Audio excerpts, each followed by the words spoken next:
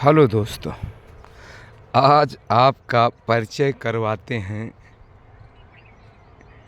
प्रकृति के सुंदर वृक्ष नीम से। जैसे कि बताया ना कि प्रकृति को हरा भरा सुंदर बनाने में जितना इनका योगदान है, इनका क्या सभी वृक्षों का, उतना ही इनके गुण जो हैं जीवन में आने वाली परेशानियां, रोगों को नष्ट करने के लिए कुछ वृक्ष हैं, जो पेड़ हैं, जो उनकी छाल, उनके पत्ते, जैसे ये नीम, इसकी पत्ते को अगर आप प्रतिदिन दो पत्ता का मतलब ये हुआ, ये जो इसका लंबा सिंका है, ये डंडा है, ये इसकी एक ये लीफ का गुच्छा, एक लीफ हुई, ऐसा दो सींके इसको कहते हैं। एक सींक में ऐसे जो 20-25 पत्ते होते हैं, तो लीफ के 2 सींकों को प्रतिदिन खाए तो ये एलोवेरा या और बहुत प्रकार की जो उनसे भी गुणकारी पौधा है।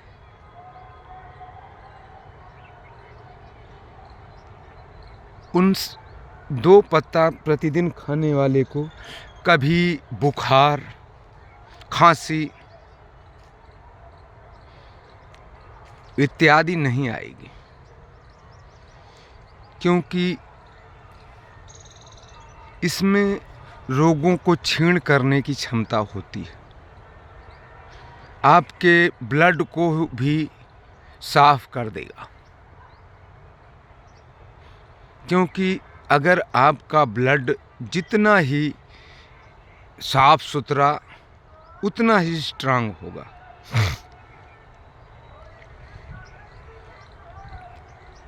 इसके फलों से, उसकी फलों की गिरी से तेल निकलता है। वो तेल तो बहुत ही गुणकारी और कड़वा होता है। ये तो कहा गया है ना कि सच कड़वा होता है,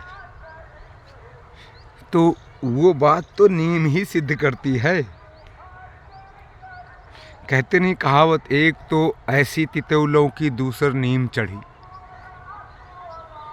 तो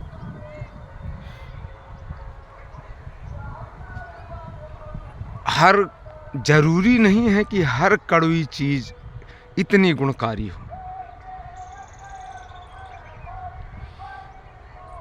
और इसको विदेशों में पेटेंट भी कराया गया है कि ये एक औषधि है, जबकि हमारे यहाँ, हमारे गाँव में, खेतों में, जहाँ पर भी आप देखें, ये आप देखिए, जहाँ पर ही देखें नीम के बहुतायत पेड़ मिल जाएंगे। क्योंकि अब तो नया युग आ गया है, लोग ब्रश करने लगे हैं, नहीं तो नीम के डंडी को ब्रश बनाकर दांत साफ करते थे, उससे जीभ साफ करते थे, और इसका तीखापन आपके मन को बहुत ही निर्मल बना देता है। तो हमारे बुजुर्ग तो इसको सदैव ही अपने घर में, घेर में, आंगन में लगा के रखते थे। और इसका हमेशा इसके पत्तों को पानी में उबाल कर उससे स्नान करते थे, हाथ पाँव की धुलाई करते थे। किसी तरह की सूजन आ जाने पर उसकी धुलाई किया करते थे। बताया कि इसकी जो पपड़ियाँ होती हैं, खाल छाल जो भी कहिए आप,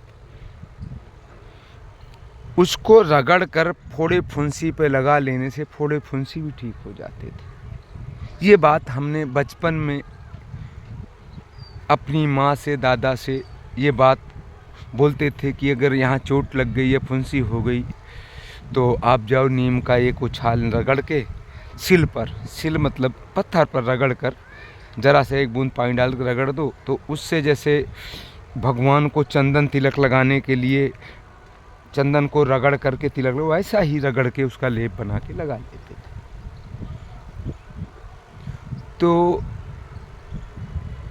इतना गुणकारी महत्वपूर्ण पेड़ भी, और इसकी छाया इतनी अच्छी होती है कि गर्मियों में इसके नीचे बहुत ही चैन से, क्योंकि डालें हवा देती हैं और उसके नीचे बहुत ही चैन की नींद दी जा सकती है।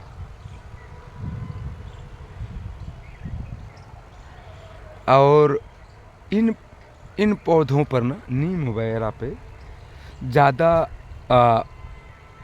दूसरी तरह के पक्षी भी नहीं बैठते हैं कि जिससे बीट करें और आपको किसी तरह की असुविधा करें। तो इस तरह ये बहुत ही गुणकारी, लाभकारी और प्रकृति को सुंदर बनाने में योगदान देने वाला पौधा नीम।